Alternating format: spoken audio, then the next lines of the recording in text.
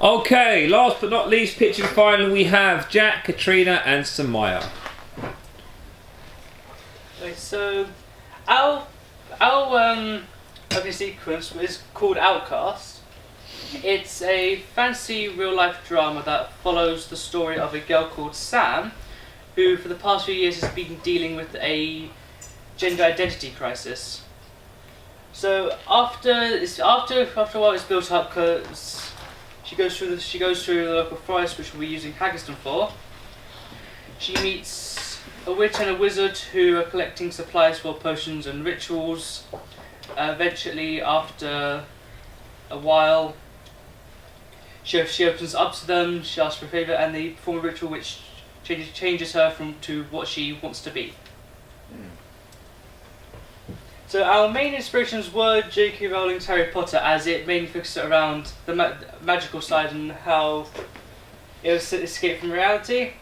We also want to raise awareness of how people don't normally say how they feel when surrounded by others, because they feel like they would be turned down by society.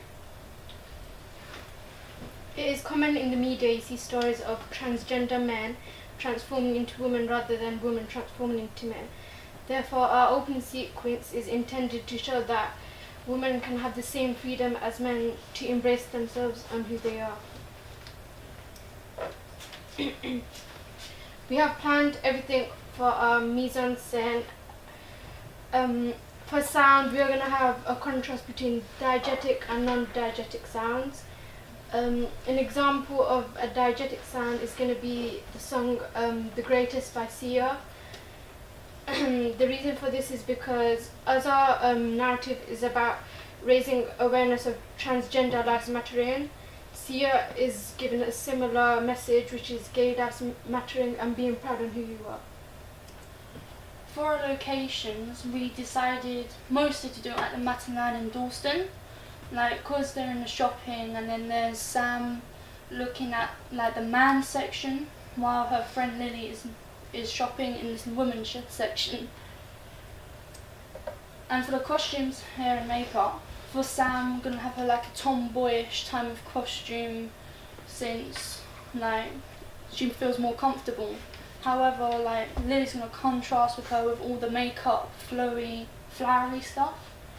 And for the wizard, make it more mysterious for the trench coat, boots, hat, so then he'll look like it's easy to go forward to him. And with the witch, it's all black eyeliner, black lipstick and all that. But her personality is going to contrast, so she's going to be all bubbly and want to help, whereas the wizard wouldn't. Well, this is my mind map I made. I mean, not mind map, mood board, and it symbolises everything to do with our narrative.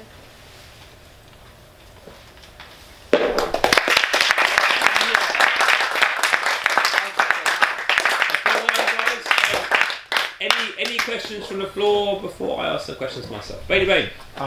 So you described the plot of basically what your film is, but you didn't describe what your opening sequence was. There was that. Sumaiya?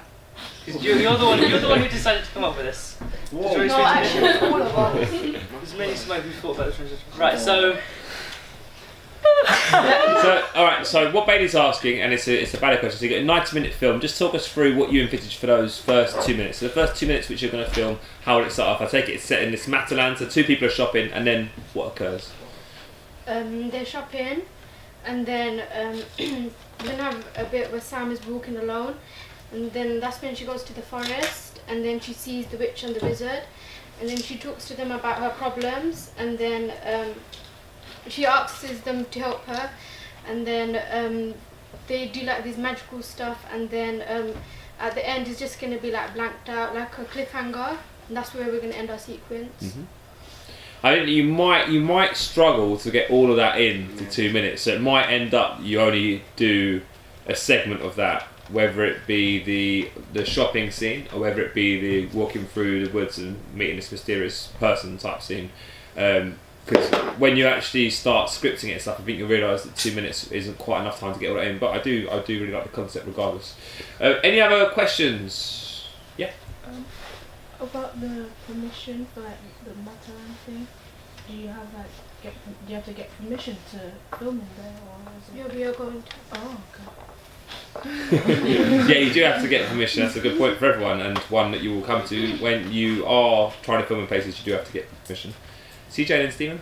If you don't have an alternative location, like if you don't grant me permission.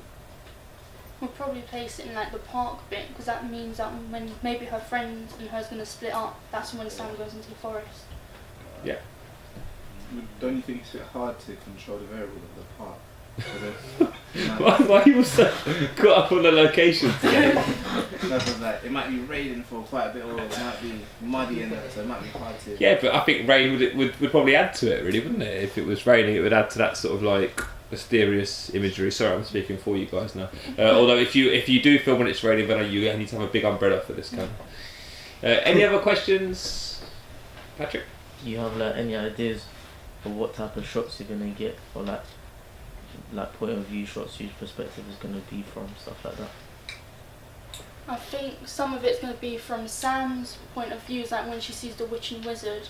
But I think mostly it's going to be like 2 shots over the shoulder shot and like long shots. Have you cast the roles, Sam, etc.? You're still thinking about we've it? got an idea of it. CJ? Is Jack prepared to wear eyeliner? Jack, are you starring in the film? He's the witch. That was put on there as a, I don't know why that was put on there. Oh, is that actually going to be? I'm actually wearing it. Probably, yeah. Jack,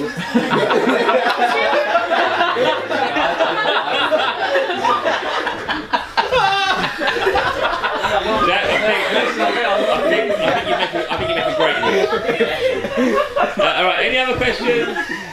No, well done again, guys. Really good.